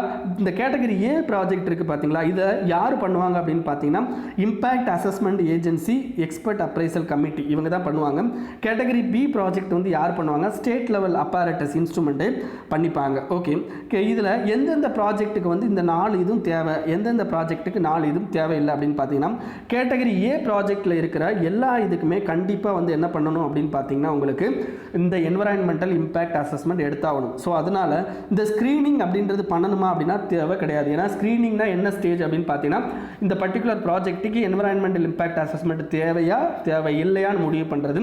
அப்போ இவங்க ஆட்டோமேட்டிக்காக 2006 அமெண்ட்மெண்ட்டில் என்ன சொல்லிட்டாங்க அப்படின்னு பார்த்தீங்கன்னா கேட்டகரி ஏ ப்ராஜெக்ட்டுக்கு கண்டிப்பாக என்வரான்மெண்டல் இம்பேக்ட் அசஸ்மெண்ட் தேவைன்னு சொல்லிட்டாங்க. அதனால் இங்கே ஸ்க்ரீனிங் வராது, இந்த 3 மட்டும்தான் நடக்கும். இதே இது கேட்டகரி பி ப்ராஜெக்டை 2ஆக பிரிப்பாங்க. ஒன்று வந்து என்ன அப்படின்னு பார்த்தீங்கன்னா mandatory requirement of EIA, to not require EIA, ஓகேங்களா. அப்போ கேட்டகரி பி ப்ராஜெக்ட்டுக்கும் ஸ்க்ரீனிங் அப்படிங்கிறது கிடையாது. பட் கேட்டகரி B2 ப்ராஜெக்ட்ஸ் என்னென்ன அப்படின்றது, அதாவது கேட்டகரி பி ப்ராஜெக்டில் வர்றதை ஸ்க்ரீனிங் பண்ணிவிட்டு சில இதை வந்து மேண்டேட்ரி, சில இதை மேண்டேட்ரி இல்லைன்னு சொல்லி அவங்க கிளாஸிஃபை பண்ணிடுவாங்க. ஸோ இதுதான் வந்து என்னென்னா உங்களுக்கு இதில் என்விரான்மெண்டல் இம்பேக்ட் அசஸ்மெண்ட்டில் இருக்கிறது. இதை பற்றி நீங்கள் ரொம்ப தெளிவாக படிக்கணும் அப்படின்னு பார்த்தீங்கன்னா உங்களுக்கு உங்களுடைய environment book Shankar IAS academy book இருக்குது பார்த்தீங்களா, அதில் ஒரு சாப்டரே இருக்குது என்விரான்மெண்டல் இம்பேக்ட் அசஸ்மெண்ட் அப்படின்னு சொல்லிட்டு. ஓகேங்களா, இப்போ இந்த பர்டிகுலர் ஆர்டிக்கலுக்கு வரலாம். இந்த பர்டிகுலர் ஆர்டிக்கல் என்ன பண்ணுறாங்க அப்படின்னா நம்மளுடைய இந்த பேண்டமிக் இதில் என்ன பண்ணுறாங்க அப்படின்னா கிரிட்டிக்கல் ஃபாரஸ்ட் கேபிடேட்ஸ்க்கு எந்த பண்ணிடுறாங்க நிறைய கிளியரன்ஸ் கொடுத்துருக்காங்க. இதனால் என்ன ஆகுது அப்படின்னு பார்த்தீங்கன்னா இன்னமும் நம்ம பீப்புள் வந்து என்ன ஆகுறாங்க அப்படின்னு பார்த்தீங்கன்னா வல்னரபிலிட்டிக்கு தள்ளப்படுறாங்க அப்படின்றாங்க. ஓப்பனிங்கில் பார்த்தீங்க அப்படின்னா அந்த நோய் இதெல்லாம் யாருக்கு அதிகமாக வந்துருக்கு, இந்த வைல்ட் லைஃப் அனிமலுக்கு வரும், அவங்களுக்கே வந்துடும். ஸோ இப்போலாம் எதுக்கு யாருக்கு அதிகமாக வருதுன்னா பீப்புளுக்கு அதிகமாக வருது. அதுக்கு முக்கியமான காரணம் அப்படின்னு பார்த்தீங்கன்னா இந்த பர்டிகுலர் என்விரான்மெண்டலை நம்ம வந்து டீக்ரேட் பண்ணுறது தான் அப்படின்றதான் இந்த ஆர்டிக்கலில் சொல்கிறாங்க. ஸோ இதனால் நிறைய பயோடைவர்சிட்டி இது வந்து என்ன ஆகுது அப்படின்னு பார்த்தீங்கன்னா எலிமினேட் ஆகுது. அப்படி எலிமினேட் ஆகுறதுனால நமக்கு இந்த ப்ராப்ளம்லாம் கிரியேட் ஆகுது அப்படின்றாங்க. நம்மளுடைய கவர்மெண்ட் என்ன பண்ணாங்க அப்படின்னு பார்த்தீங்கன்னா இந்த பேண்டமிக் பீரியடில் என்விரான்மெண்டல் இம்பேக்ட் அசஸ்மெண்ட்டை எடுத்தாங்களா அப்படின்னு கேட்டிங்கன்னா அது அதிகமாக எடுக்கலை. அதில் பப்ளிக் ஹியரிங் அப்படின்றது ரொம்ப இம்பார்ட்டன்ட். பப்ளிக் ஹியரிங் இப்போ பண்ண முடியுமா அப்படின்னு கேட்டால் பண்ண முடியாது. பட் இவங்க வந்து என்னென்னா பர்மிஷன் கொடுக்காமல் இருக்கிறாங்களான்னா இல்லை, கொடுக்குறாங்க. ஸோ இதுதான் நம்ம கண்ட்ரியில் இருக்கிற பெரிய ப்ராஜெக்ட். பெரிய ப்ராப்ளம் இவங்க என்ன பண்ணுறாங்கன்னா ஒரு ப்ராஜெக்டை ஸ்ட்ராட்டஜிக் ப்ராஜெக்ட் அப்படின்னு சொல்லிட்டு அந்த இதை கிளியரன்ஸ் ஈஸியாக பண்ணி விட்டுறாங்க. பட் ஆட்டோமேட்டிக்காக என்ன ஆகுது அப்படின்னு பார்த்தீங்கன்னா உங்களுக்கு அந்த பர்டிகுலர் என்விரான்மெண்டல் அப்படின்றது அஃபெக்ட் ஆகும். இது ப்ரிலிம்ஸ் பாயிண்ட் ஆஃப் வியூவில் இந்த என்விரான்மெண்டல் இம்பேக்ட் அசஸ்மெண்ட்டை வச்சு கேட்கறதுக்கு அதிகமான வாய்ப்பு இருக்குது. ஆஸ் வெல் அஸ் மெயின்ஸ்லையும் கேட்பான். ஆஸ் வெல் அஸ் பார்த்தீங்க அப்படின்னா இந்த பர்டிகுலர் ஆர்டிக்கல் அப்படின்றது மெயின்ஸ் பாயிண்ட் ஆஃப் வியூவில் ரொம்ப ரொம்ப இம்பார்ட்டண்டான ப்ராஜெக்ட். ஓகேங்களா, அதேமாதிரி இந்த கோல் லைமு இதெல்லாம் எங்கேருந்து எடுக்கிறாங்க அப்படின்னு சொல்லிட்டு வேறு அவங்க லிஸ்ட் ஆஃப் ஏரியாஸ் வந்து கொடுத்துருக்காங்க. ஸோ கண்டிப்பாக வந்து என்னென்னா அது ரொம்ப இம்பார்ட்டன்ட். ஸோ அதையும் நீங்கள் என்ன பண்ணிக்கணும் அப்படின்னு பார்த்தீங்கன்னா போய் பார்த்துக்கணும். ஓகேங்களா, நெக்ஸ்ட் என்ன அப்படின்னு பார்த்தீங்கன்னா UAE in support of open skies agreement. நல்லா தெரிஞ்சுக்கோங்க, ரெண்டு விஷயம் இருக்குது. ஒன்று வந்து என்னென்னா ஓப்பன் ஸ்கை ட்ரீட்டின்னு ஒன்று இருக்குது. ஓகேங்களா, ஓப்பன் ஸ்கை ட்ரீட்டின்னு ஒன்று இருக்குது, புரிஞ்சுக்கோங்க. ரெண்டாவது ஓப்பன் ஸ்கை பாலிசின்னு ஒன்று இருக்குது. ஓகேங்களா, ஓப்பன் ஸ்கை ட்ரீட்டி அப்படின்றது என்ன அப்படின்னு பார்த்தீங்கன்னா மல்டிலேட்ரல் இன்ஸ்டிடியூஷன், மல்டிலேட்ரல் ஒரு ட்ரீட்டி. ஓகேங்களா, பட் ஓப்பன் ஸ்கை பாலிசி அப்படின்றது பைலேட்ரல் ட்ரீட்டி. சரி, ஓப்பன் ஸ்கை ட்ரீட்டில் இதில் என்ன பண்ணுவாங்க அப்படின்னு பார்த்தீங்கன்னா இது வந்து என்ன வேர்ல்டில் இருக்கிற நிறையா கண்ட்ரிஸ் ஜாயின்ட் ஆகி நம்மளுடைய அந்த மூவ்மெண்ட் ஆஃப் ஃப்ளைட்டுக்கான அந்த இது. ஓகேங்களா, அதாவது என்னென்னா மற்ற கண்ட்ரி இன்னொரு கண்ட்ரியை போயிட்டு வேவ் பார்க்கக்கூடாது, ட்ரோன்ஸை யூஸ் பண்ணி அந்த மாதிரி விஷயங்களெல்லாம் தடுக்கிறதுக்காண்டி இந்த ஓப்பன் ஸ்கை ட்ரீட்டி வந்திருக்கும். பட் இந்த ஓப்பன் ஸ்கை பாலிசினா என்ன அப்படின்னு பார்த்தீங்கன்னா நம்ம கண்ட்ரியும் இன்னொரு கண்ட்ரியும் open sky policy bilateral agreement போடுறாங்கன்னா என்ன மீனிங் அப்படின்னா நம்ம கண்ட்ரிக்கும் அவங்க கண்ட்ரிக்கும் இந்த ஃப்ளைட் மூவ்மெண்ட் இருக்குது பார்த்தீங்களா, அது ஈஸியாக இருக்கும். நிறைய ஃப்ளைட்டை வந்து என்ன பண்ணிப்பாங்க அப்படின்னு பார்த்தீங்கன்னா உங்களுக்கு எக்ஸ்சேஞ்ச் பண்ணிப்பாங்க. எக்ஸ்சேஞ்ச்னா ஃப்ளைட் வந்து அதிகமாக வந்து போயிட்டு வரும் அப்படின்றத ஓப்பன் ஸ்கை பாலிசி. நல்லா புரிஞ்சுக்கோங்க, ஓப்பன் ஸ்கை ட்ரீட்டிங்கிறது டிஃப்ரெண்ட், ஓப்பன் ஸ்கை பாலிசின்றது டிஃப்ரெண்ட். ஓகேங்களா, ஸோ கொஸ்டின் வந்து இப்படியும் குழப்பறதுக்கு சான்சஸ் இருக்குது. ஸோ யோசிச்சு ஆன்சர் எழுதுறது இந்த ஓப்பன் ஸ்கையை பொறுத்த வரைக்கும். ஓகேங்களா, next rental housing scheme for migrant cleared அப்படின்னு சொல்லியிருக்காங்க. ஸோ இது ப்ரிலிம்ஸ் பாயிண்ட் ஆஃப் வியூவில் பார்த்தா போதும். ஓகேங்களா, இப்போ ரெண்டல் ஹவுசிங் ஸ்கீம்னா என்ன பண்ணுறாங்க அப்படின்னு பார்த்தீங்கன்னா இது எந்த மினிஸ்ட்ரி பண்ண போகிறாங்க அப்படின்னா ministry of urban affairs, housing ministry பண்ண போகிறாங்க. எந்த ப்ராஜெக்ட் கீழே இதோட மெயின் ப்ராஜெக்ட் என்ன பிரதான் மந்திரி ஆவாஸ் யோஜனா அப்படின்றது உங்களுக்கு தெரியும். பிரதான் மந்திரி ஆவாஸ் யோஜனா அர்பன் கிராமின் அப்படின்னு சொல்லிட்டு ரெண்டாக பிரிப்போம். இதில் அர்பனுக்கு கீழே இந்த பர்டிகுலர் ஸ்கீம் வந்து வராது. ஓகேங்களா, இட்ஸ் அ சப் ஸ்கீம் அப்படின்னு சொல்கிறாங்க. ஸோ இதில் என்ன பண்ணுவாங்க அப்படின்னு பார்த்தீங்கன்னா கவர்மெண்ட் வந்து என்ன பண்ணுவாங்க அப்படின்னு பார்த்தீங்கன்னா கவர்மெண்ட் ஃபண்டட் ஹவுசஸ் வந்து இருக்கும். ஓகேங்களா, அந்த ஹவுஸை என்ன பண்ணிக்கலாம் அப்படின்னா ரெண்டலுக்கு நீங்கள் என்ன இந்த மைக்ரண்ட் ஒர்க்கர் இருக்காங்க பார்த்தீங்களா அவங்க போய் வாங்கிக்கலாம். ஓகேங்களா, அதில் எவ்வளோ ரெண்ட் அமௌண்ட் அப்படின்றத யார் டிசைட் பண்ணுவாங்க அப்படின்னு பார்த்தீங்கன்னா அந்த அர்பன் லோக்கல் பாடி தான் டிசைட் பண்ணுவாங்க. தேர்ட் பாயிண்ட் என்ன அப்படின்னு பார்த்தீங்கன்னா உங்களுக்கு கிட்டத்தட்ட உங்களுக்கு 25 இயர்ஸ் கன்செஷன் அக்ரிமெண்ட்டும் என்ன பண்ணிக்கலாம் அப்படின்னு பார்த்தீங்கன்னா உங்களுக்கு போட்டுக்கலாம் அப்படின்னு சொல்லியிருக்காங்க. சரி, இதுக்கு யார் எலிஜிபிள் அப்படின்னு பார்த்தீங்கன்னா உங்களுக்கு ஹாஸ்பிட்டாலிட்டி, மேனுஃபேக்சரிங், ஹெல்த், கன்ஸ்ட்ரக்ஷன் இன்னும் நிறைய ஆர்கனைசேஷனில் வேலை பார்க்குற ரூரல்லேருந்து அர்பனுக்கு வர்ற மைக்ரண்ட் ஒர்க்கர்ஸ்க்கு இது அப்ளிகபிள். ஓகேங்களா, ஸோ புரிஞ்சிருக்கும்னு நினைக்கிறேன். Next, state borrowing set to rice 53% in first hop care rating சொல்கிறாங்க. அதாவது இதில் நீங்கள் இதில் வந்து என்னென்னா இவ்வளோ இன்க்ரீஸ் ஆகிருக்கு, இதெல்லாம் உங்களுக்கு தேவையில்லாத விஷயங்க, அதை நீங்கள் மனப்பாடம் பண்ணணும்னு அவசியம் இல்லை. பட் ஒரு ஸ்டேட் வந்து ஒரு கண்ட்ரியில் பாரோ பண்ணுறாங்க அப்படின்னா ஒரு கண்ட்ரி வந்து வெளியிலேருந்து பாரோ பண்ணுறாங்க அல்லது ஒரு ஸ்டேட் வந்து நிறைய பாரோ பண்ணுது அப்படின்னா என்ன ஆகும் ஃபஸ்ட்டு எக்கனாமிக்கல் லெவலாக உங்களுக்கு இன்ஃப்ளேஷன் இன்க்ரீஸ் ஆகும். ஸோ அதிகமாக பாரோ பண்ணும்போது அந்த மணி என்ன பண்ணுவாங்கன்னா அதிகமாக ஸ்கீமு அந்த மாதிரி விஷயங்களுக்கு யூஸ் பண்ணுறதுனால உங்களுக்கு இன்ஃப்ளேஷன் அதிகமாகும். ரெண்டாவது, இந்த பர்டிகுலர் பாரோவிங்னால உங்களுக்கு ரேட்டிங் வந்து கம்மியாகிறதுக்கு சான்சஸ் இருக்குது. இதனால் ஃபாரின் டைரக்ட் இன்வெஸ்ட்மெண்ட் ரெடியூஸ் ஆகிறதுக்கு வாய்ப்பு இருக்குது. ஏன் அப்படின்னு பார்த்தீங்கன்னா இந்த பாரோவிங் அப்படின்றது அன்ஸ்டேபிள் கவர்மெண்ட்டை கிரியேட் பண்ணுறதுக்கு சான்சஸ் இருக்குது. ஸோ ஃபிஸ்கல் டெபிசிட்டை அதிகப்படுத்தும். ஸோ அதனால் அன்ஸ்டேபிள் கவர்மெண்ட் கிரியேட் ஆகிறதுக்கு வாய்ப்பு இருக்குது. இதனால் ஃபாரின் டைரக்ட் இன்வெஸ்ட்மெண்ட் பாதிக்கப்படும். இன்னொரு முக்கியமான விஷயம் என்ன அப்படின்னு பார்த்தீங்கன்னா ஃபியூச்சர் ஜென்ரேஷன் மேலே தான் இந்த பர்டிகுலர் பாரோவிங் அப்படின்றது ப்ராப்ளத்தை ஏற்படுத்தும். ஏன்னா இப்போ பாரோ பண்ணுறான், அப்புறம் என்ன பண்ணுவான், 5 வருஷம் 10 வருஷம் கழிச்சு இன்ட்ரெஸ்ட் கொடுக்க ஆரம்பிப்பான். அப்போ வர்ற ஜென்ரேஷன் மேலே டேக்ஸை அதிகமாக போடுவாங்க. ஸோ இந்த மாதிரியான இஷ்யூலாம் இருக்குது. ஸோ அதுக்கான இம்ப்ளிகேஷன்ஸ் அப்படின்னு சொல்லிட்டு உங்களுக்கு இந்த பர்டிகுலர் ஆர்டிக்கலில் போய் பாருங்கள். ஓகேங்களா? So next, a 40-year-old Brazil about production of lithium stars is solved. ஓகேங்களா? லித்தியம் இன் ஸ்டார், அதாவது ஸ்டாரில் வந்து என்ன ஆகுது அப்படின்னு பார்த்தீங்கன்னா லித்தியம் வந்து அதிகமாக இருக்கிறதுக்கான ரீசன் என்ன அப்படின்றத இவங்க கண்டுபிடிச்சிருக்காங்க. அதாவது லித்தியம் வந்து உங்களுக்கு ஸ்டார்னா என்ன, பிளானட்னா என்னன்னு தெரிஞ்சுக்கோங்க. ஸ்டார் அப்படின்றது ஒரு கூட்டம் ஆஃப் அந்த பிளானட் அண்ட் அதுக்குன்னு ஒரு தலைவர் இருப்பார், அவர் தான் ஸ்டாரு. ஸோ அவர்கிட்ட இருந்து என்ன பண்ணுவோம் அப்படின்னு பார்த்தீங்கன்னா உங்களுக்கு வெளிச்சம் அல்லது ஹீட் வந்து என்ன ஆகும் அப்படின்னா மற்ற பிளானட்ஸுக்கு போகும். ஸோ அவர் தான் ஸ்டாரு. அந்த ஸ்டார் வந்து வெடிச்சு தான் நமக்கு என்ன ஆகும் அப்படின்னு பார்த்தீங்கன்னா நிறையா பிளானட்ஸ் வந்து கிரியேட் ஆகும். நம்மளே பார்த்தீங்கன்னா நமக்கு ஒரு சின்ன ஸ்டாராக இருந்து அது வெடிச்சு அந்த ஸ்டார்லேருந்து என்ன ஆகும் அப்படி பார்த்தீங்கன்னா நிறையா பிளானட் வந்து நம்ம கண்டியில் நம்ம வேர்ல்டில் நம்ம உலகத்தில் கிரியேட் ஆகிருக்கு. ஓகேங்களா? இந்த குளோபில் கிரியேட் ஆகிருக்கிறதுனால அந்த பர்டிகுலர் ஸ்டார் அப்படின்றது நம்ம இதில் பார்த்தீங்கன்னா சூரியன். ஓகேங்களா? இதில் இந்த சூரியன் மாதிரியான ஸ்டார்ஸில் லித்தியம் இருக்க சான்ஸ் இருக்கா அப்படின்னு கேட்டிங்கன்னா ரொம்ப கம்மியாக இருக்க தான் சான்ஸ் இருக்குது. ஏன்னா ஒரு எக்ஸாம்பிளுக்கு சொல்கிறோம், உங்களுக்கு ஒரு படத்தை காமிக்கிறோம். பார்த்தீங்கன்னா உங்களுக்கு பர்டிகுலராக ஒரு கோர் கிரியேட் ஆகணும், அதாவது ஒரு ஸ்டார் கிரியேட் ஆகணும் அப்படின்னு என்ன பார்த்தீங்கன்னா உங்களுக்கு ஹைட்ரஜன் எல்லாம் சேர்ந்து சேர்ந்து சேர்ந்து சேர்ந்து ஒரு ஸ்டார் கிரியேட் ஆகும். ஓகேங்களா? அந்த ஸ்டார் கிரியேட் ஆகி என்ன பண்ணுவாங்க அப்படின்னு பார்த்தீங்கன்னா ஹைட்ரஜன்னாலே உங்களுக்கு ஹீலியம் அப்படின்றது இன்னொன்று தெரிஞ்சுக்கணும். ஸோ ஹைட்ரஜன் ஹீலியம் அப்படின்றது ரெண்டுமே இந்த கோர் விஷயத்தில் இருக்கும். ஸோ கொஞ்ச நாள் என்ன ஆகும் அப்படின்னு பார்த்தீங்கன்னா இது எக்ஸ்ப்ளோட் ஆகும், வெடிக்கும். ஓகேங்களா? வெடிச்சு இதில் இருக்க எல்லாமே என்ன பண்ணும் அப்படின்னு பார்த்தீங்கன்னா பிரிஞ்சு பிரிஞ்சு போய் இந்த பர்டிகுலர் இதில் உங்களுக்கு ஹீலியம் அண்ட் ஹைட்ரஜன் மட்டும்தான் வந்து ஸ்டாரில் இருக்கிறதுக்கு சான்சஸ் இருக்கே தவிர மற்ற எல்லாமே வந்து என்ன ஆயிரும் அப்படின்னு பார்த்தீங்கன்னா இந்த பிளானட்ஸ்க்கு போயிடும். தட் இஸ் கால்ட் லித்தியம் எல்லாமே போகிறதுக்கு சான்சஸ் இருக்குது.